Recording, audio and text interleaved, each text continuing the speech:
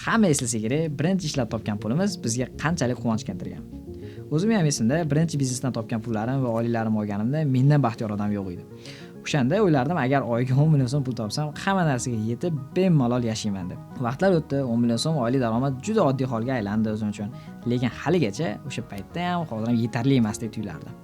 Xo'sh, bu nima o'zi? Bu shunchaki noshukrlikmi yoki pulni noto'g'ri boshqarishdami yoki balkim rostdan ham o'sha paytda pul yetmasdan aslida ko'proq topishim kerak bo'lgandir, yetishmovchilikdan bo'lgandir. O'sha vaqtlarda o'zi qaysi diapazonda orzu qilish kerak inson? Xohishlar chegarasi qayerda tugaydi-yu, men qancha pulni qanday topa olaman deb biroz ikkilanardim.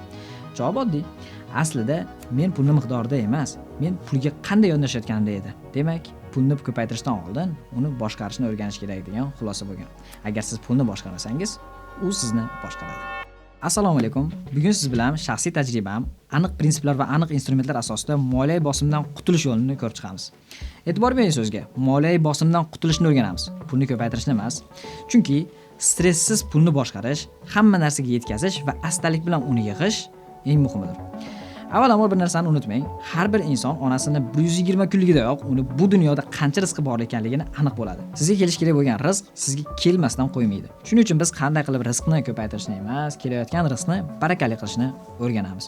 Bu videoning mohiyati asosan shunaqa. Pul psixologiyasi bestseller kitobining muallifi Morgan Housel ham aytadi, pul bilan bo'lgan muvaffaqiyat bu aql idrok emas, sabr, intizom va o'zini tutishdir.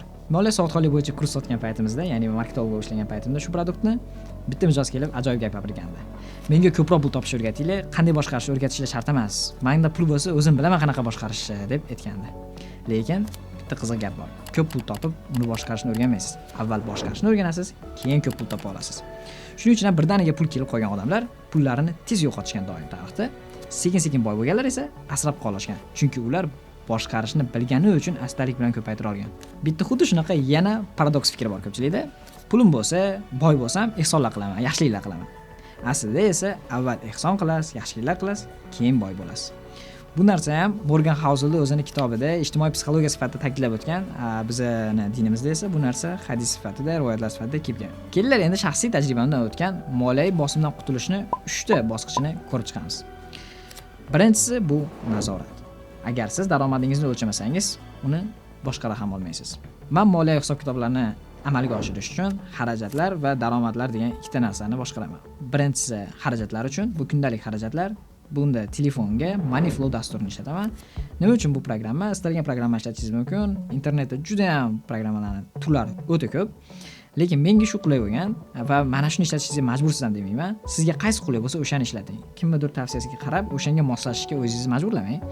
Moneyflowda men nima qilganman? Kunlik xarajatlarni yozib yuraman. Misol uchun, ovqatlanish, transport, yeb-ichish, uyga qanaqadir bozorlik xarajatlar, kommunal to'lovlar, shunga o'xshash xarajatlarni kichik xarajatlarni yozib yuraman. Endi bu kabi maslahatni juda ko'pchilik eshitgan bo'lishi tabiiy. Xarajatlarni yozib yuringlar, dasturlar ishlatinglar, Excelga yozinglar, Telegramga yozinglar deb. Lekin mohiyat shundaki, men ham juda ko'p marta harakat qilib yozib qo'yib, yana tashab qo'yib, yozib yurib, yana tashab qo'yganman.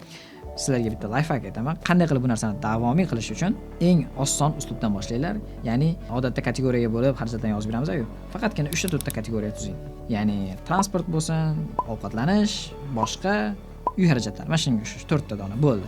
Ya'ni qancha ko'p detalli boshqarishga harakat qilsangiz, pulingizni shuncha unga erinishni boshlaysiz, prokrastinatsiya bo'ladi, yozib yurmaysiz, bir kun yozasiz, ertasiga yozmay qo'yasiz. Shuning uchun juda oson bo'lsin sizga.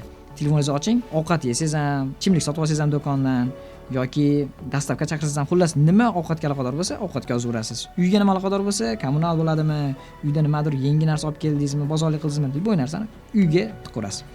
Transport, agar siz metroda yurdingizmi, avtobusda yurdingizmi, farqi yo'q. Transportga kiriturasiz. Xuddi shunga o'xshash avval katta kategoriyalar qiling. Demak, kategoriyalarni oson qilib, ularni yozishda odat shaklga kiritib olganingizdan keyinchalik kengaytirib boraverasiz. Misol uchun, ovqatlanishda ham, restoranni, uyda ovqatlanish, boshqa xarajatlarni asta-asta kengaytirib boraverasiz. Lekin обязательно tavsiya qilaman, boshida faqatgina kam kategoriya bilan yozib yurishni boshlang. Yana bitta lifehack, iloji boricha bu dasturga ishlatgan paytingizda momentda kiriting hamma xarajatlarni. Agar o'shanda ham kirita olmasangiz, kunda oxirida 21:00 da o'zi bu programmalardan eslatma keladi. O'sha paytda butun kun davomida nimalarga xarajat qilgan bo'lsangiz, o'shalarni eslab kiritib qo'ying. Agar siz 1-2-3 kun kiritish esingizdan chiqib, erinib kiritmadingizmi, xavotirlanmang, o'ziga o'zi bosim olmang-da. Shunda o'tirib hammasini eslaganlaringizcha kiritib qo'ying. Shunda sekin-sekin sizda odat shakllanib, dasturni to'liq yutishni boshlaysiz. Shaxsan men 1 yildan beri yutaman. Bu narsa juda ko'p informatsiyalar, juda ko'p prognozlar, analitikalar qilishga yordam beradi. Ikkinchi moliyaviy nazoratda men ishlatadigan dasturlardan bittasi bu Google Sheets. Oy va yillik hisobda tahlil qilish uchun ishlataman. Bu dastur nomlari va aynan o'zim ishlatadigan Google Sheets'ning shablonini men Telegram kanalimda qoldiraman. Bemalol o'tib, shablonni olib o'zingizlar uchun moslashtirib ishlatsanglar bo'ladi. Google Sheets'dan asosan men daromadlarni yozib yurishim, misol uchun bu oyda har bir loyihadan qanchadan keldi va bu yillik davomida va 3 oy, oxirgi 3 oy ichida, 6 oy ichida qanaqa daromadlar bo'lganini hisob-kitobini qilib, bu yoqda telefonimda demak xarajatlar bor, a Google Sheets'da esa daromadlar bor. Bularni solishtirgan holda men o'zimni analizlarimni qilishim mumkin bo'ladi. Har xarajatni yozish pulni nazorat qilish emas, bu o'zingizni tarbiyalashdir. Siz bu yozuvchi tuzuvlar butunlay moliyaviy holatingizni nazoratga olmaydi. Shunaqa katta umidlaringizni, kutuvlaringizni ham qo'ymang, lekin bir ikkita asosiy insightni beradi. Birinchisi bu oy davomida qayerga qancha ishlatganingizni va keyingi oy sizga qancha pul kerak bo'lishini aniq oldindan bilib olasiz, prognoz qila olasiz. Misol uchun bu oy restoranlarga 500 ming ishlatgan bo'lsangiz, keyingi oy demak yana shuncha ishlatasiz taxminan. Google Sheets'da esa oylar, yillar kesimida daromad va yo'qotishlaringizni ko'rib, tahlil qilib, kattaroq perspektivadan qaray olasiz. Moliyaviy bosimdan qutulishning ikkinchi bosqichi jamg'arish. Albatta hayot pul topish va uni ishlatishdan iborat emas. Shuning uchun albatta jamg'arish ham kerak. Jamg'arma bu faqat pul yig'ish emas, bu sizni ertaga boshingizni egib qarz so'rashingizni oldini oladigan ishonch instrumenti. Men jamg'armalarni diversifikatsiya qilaman odatda. Bu nima degani? Ya'ni hamma pullarimni bitta joyga yig'mayman yoki yo'naltirmayman. Kriptoga ham, ko'chmas mulkka ham, naqd pulda ham, aksiyalarda ham, Iman Investda ham kerak bo'lsa. Lekin bu tavsiyalar 1000 dollargacha pul topadiganlar uchun yaxshi yechim emas, chunki menda ishlagani bilan sizlarda ishlamasligi mumkin. Sizlarda bo'lsa, iloji boricha 2-3 ta maksimum yo'nalishga diversifikatsiya qilganinglar yaxshi pullarni. Ikkita bo'lsa, bu вообще-то нормальный.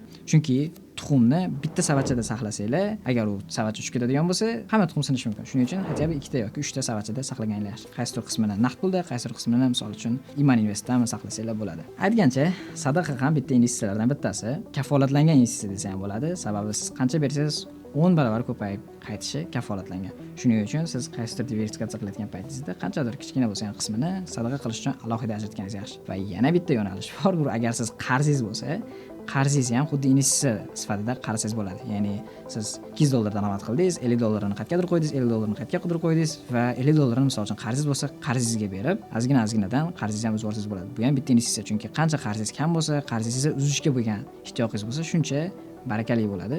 Bu narsa bor gap. Moliyaviy bosimdan qutulishning 3-bosqichi daromadni oshirish. Ya'ni qo'shimcha manbalar orqali daromadni ko'paytirish. Aytganimdek, daromadni oshirish haqida emas o'zi aslida bu video, ya'ni sizni qayerdandir qo'shimcha daromad qilishingizga yordam berishga yo'naltirilmagan. Internetdan daromad qilishingiz mumkin, qanaqadir qo'shimcha ish olibda. Bunaqa maslahatlar juda ham ko'p internetda. Lekin men sizga oddiy bitta maslahat aytaman. Bu narsani yoshim o'tgan sari tushunib boryapman. Vaqt sayin sizga imkoniyatlar eshiklar doim ochilishda davom etaveradi.